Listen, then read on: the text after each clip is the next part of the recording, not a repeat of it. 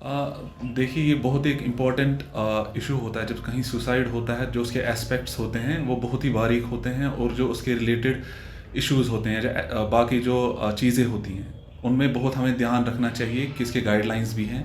जो रिपोर्टिंग की गाइडलाइंस है, वर्ल्ड हेल्थ ऑर्गेनाइजेशन की पर्टिकुलरली गाइडलाइंस है जर्नलिस्ट के लिए, मीडिया हाउसेस के लिए, कि उसको कैसे रिपोर्ट किया जाए, और वो प्रॉपर प्रोटोकॉल्स हैं जो फॉलो होने चाहिए। इसके बहुत बुरे नताइज भी हो सकते हैं जो हम रिपोर्टिंग कर रहे हैं।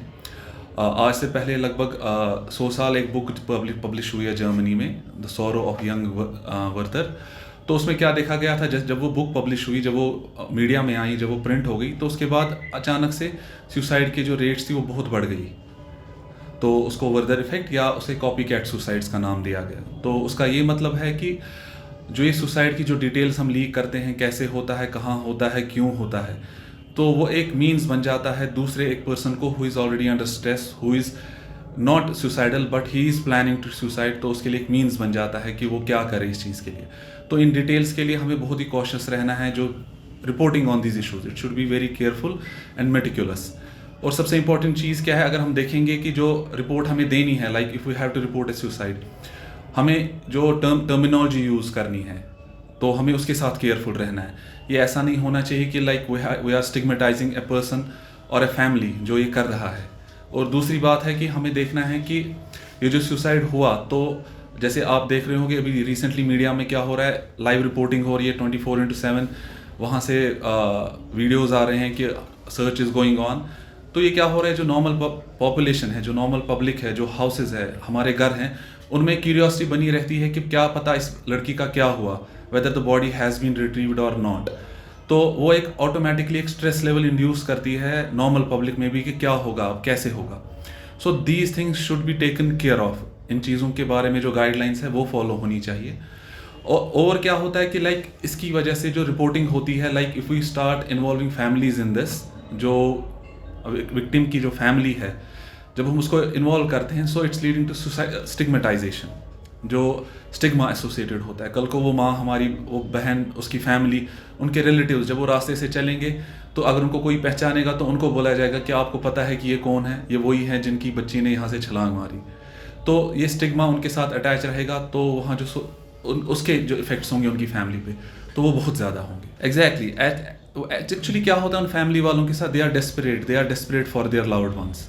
वो चाहते हैं कि हमारा ये जो खोया हुआ जो फ़र्द है वो हमें कहीं से मिले और हमें कहीं से कोई हेल्प मिले। सो उस चीज़ में उनको नहीं पता होता है कि like what we have to do. हम जैसे उनको पूछेंगे वो वैसे ही हमें रिपोर्ट करेंगे। उनको लगता है जो भी उनके पास जाएगा, कहेगा I am from a certain and certain house, तो उनको लगता है मे बी ही और she is going to help me in some way. तो वो चाहते हैं कि हम मोर इन्फॉर्मेशन दें। जैसे एक पेशेंट आता है डॉक्टर के पास, वो कहता है, वो अपनी पूरी इन्फॉर्मेशन डॉक्टर के पास रखता है।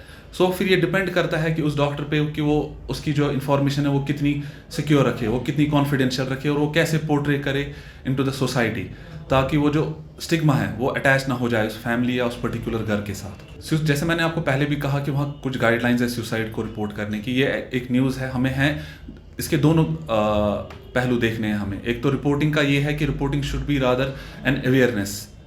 अगर हम कोई चीज़ रिपोर्ट कर रहे हैं, अगर कहीं सुसाइड हो गया, सो वो ऐसा नहीं लिखना है कि फलाना फलाना लड़की ने जंप लगाई और उसने अपने आप को मार डाला, ठीक है। तो हम ये भी कह सकते हैं कि ये एक ऐसा हादसा यहाँ पे हो गया जिसमें एक शख्स ने पुल से छलांग लगाई, या उसने अपने आप को नुकसान पहुँचाने की कोशिश की, जिसका नतीजा अभी हमें पता नहीं है। तो हम ये रिपोर्ट ऐसे भी कर सकते हैं। और दूसरी बात, उसके साथ हमें क्या काम करना है, we have to spread the awareness कि ये जो सुसाइड है इंसान कब करता है, कैसे करता है, किन वजूहात में करता है। तो और अगर किसी बंदे को या किसी इंसान को ये चीज़ होते हैं, जो सुसाइडल टेंडेंसीज होती हैं, तो वो कैसे उनको ओवरकम करे और कैसे उनको रोके और कैसे हेल्प ले और कहाँ वो हेल्प मिलती है। वही है कि जिसको मैं आपको कह रहा था, मैंने पहले भी कोट किया, इसे हम कॉपी कैट सुसाइड्स एक टर्म है, like that started in Germany. तो एक सेलिब्रिटी को देख के दूसरे सेलिब्रिटी ने वैसे ही सुसाइड किया, या जैसे कोई एक सेलिब्रिटी करता है सुसाइड, वैसे ही फिर दूसरा भी करता है। और जो डिप्रेस्ड पेशेंट होता है, जिसमें सुसाइडल आइडिएशंस होती है, अभी पूरा सुसाइड का पूरा कंप्लीट ये नहीं प्लान नहीं बनाया होता है, तो उसे पता चलता है कि नहीं, ऐसे भी मर सकते हैं। हम ये भी कह सकते हैं कि एक शख्स ने यहाँ पानी में, एक शख्स ने अपने आप को नुकसान पहुँचाने की कोशिश की है, तो उसने वो पानी में गया है, ठीक है, हम इसको नहीं कह सकते हैं वेदर ही और she has done a suicide, because we don't know at that time whether that's a suicide और नॉट. सो हम कह सकते हैं एक इंसान ने, एक फ़र्द ने ऐसे यहाँ हरकत की है तो उसको ये हुआ है. So rather than directly coming to this word suicide and giving the details कि ऐसे किया था, पुल पे आई थी, फिर यहाँ से छलांग मारी, फिर पानी में नीचे गई. So we have to avoid all those things. नहीं, this is responsibility as a mental health expert. ये मेरी रेस्पॉन्सिबिलिटी बनती है या हम सबकी रेस्पॉन्सिबिलिटी बनती है कि हम ये जो टॉपिक है, ये जो सुसाइड है, तो इसके लिए हमें अवेयरनेस ज़रूरी करनी है. वो खाली लिमिटेड नहीं है कि हम अपने हॉस्पिटल में करें. It's into the society, it's into the people who are working in the society, even the agencies जो इस सुसाइड के लिए काम करती हैं, ये उन सब के लिए हमें अवेयरनेस करनी होती है. वो कैसे करें? कभी कभी क्या होता है कि इंसिडेंट्स कम हैं तो हम उस एस्पेक्ट में नहीं जाते हैं कि, या जर्नलिस्ट नहीं जाते हैं कि हमें कैसे रिपोर्ट करना है. बट यह है कि हमारा रोल है और उनका भी रोल है कि वो जाने, और हमारा रोल भी है हम बताएं उनको कि कैसे करना है. What is the role of reporting in suicide cases.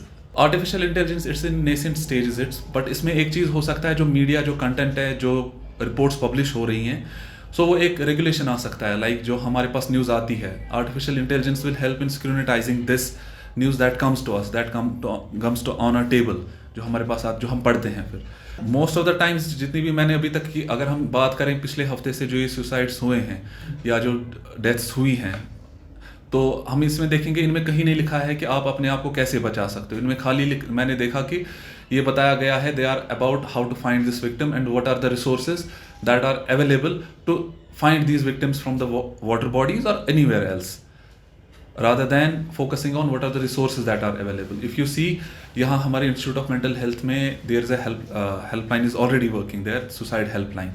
So that is 24/7. Already यहाँ 24/7 नेशनल लेवल पे टेलीमानस है हमारा, that has been inaugurated, that is 24/7. हम उस पर काम कर रहे हैं. Doctors are on call, counsellors are there, तो वो चल रही हैं, दोनों चीज़ें चल रही हैं. सो rather than spreading awareness कि क्या मिसिंग है, we should make people aware कि क्या हमारे पास अवेलेबल है, जो रिसोर्सेज हमारे पास हैं. ये बहुत एक इंपॉर्टेंट चीज़ है जो फैमिली में होनी चाहिए. जो पेरेंट्स को सबसे इंपॉर्टेंट चीज़ होनी चाहिए फैमिली में, वो डायनेमिक, वो कम्युनिकेशन होनी चाहिए कि बच्चा फ्रीली आके अपने पेरेंट्स के साथ बात कर सके. दूसरी बात है कि अगर बच्चा अपने पेरेंट को कोई इशू बोल रहा है, वो पेरेंट अंडरस्टैंड कर रहा है कि नहीं. ये बहुत इंपॉर्टेंट है कि वो कम्युनिकेशन गैप ना हो फैमिली में. इवन दूसरी बात क्या है कि डिनाइल, जो बहुत सारी फैमिलीज़ में हमारे में होता है कि हमारा बच्चा ऐसा नहीं कर सकता है, हमारे बच्चे को मेंटल हेल्थ इशू नहीं हो सकते हैं, हमारा बच्चा क्राइसिस में नहीं जा सकता, बिकॉज ही और she is good in academics, he और she is good in other co curricular activities, how he और she can land into these kind of things. So वो इंपॉर्टेंट चीज़, सबसे इंपॉर्टेंट चीज़ है जो communication gap in the families, या जो बैरियर, वो नहीं होना चाहिए, फ्रेंडली अप्रोच होना चाहिए. और दूसरी बात है कि जो denial most of the parents में होता है कि no, it cannot happen to our child, हमारे बच्चे में ऐसा नहीं हो सकता है. सो वो चीज़ अगर वो मद्देनज़र रखे तो उस चीज़ से बहुत हद तक एक जो पेरेंट है बच्चे के करीब आ सकता है, वो उससे पूछ सकता है, वो उसकी जो क्राइसिस है वो उसको अंडरस्टैंड कर सकता है और सॉल्व कर सकता है. तो सबसे इंपॉर्टेंट अगर देखेंगे एट द फर्स्ट टाइम जब ये रिपोर्ट होता है, एनीवेयर कुछ भी रिपोर्ट होता है, so it's a legal thing.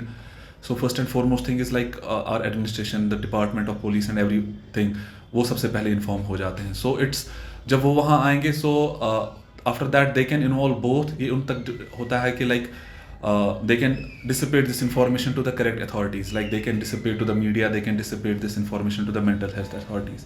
तो accordingly जब ये चीज़ होगी तब जाके इस पर थोड़ा we can see कि regularization होगी.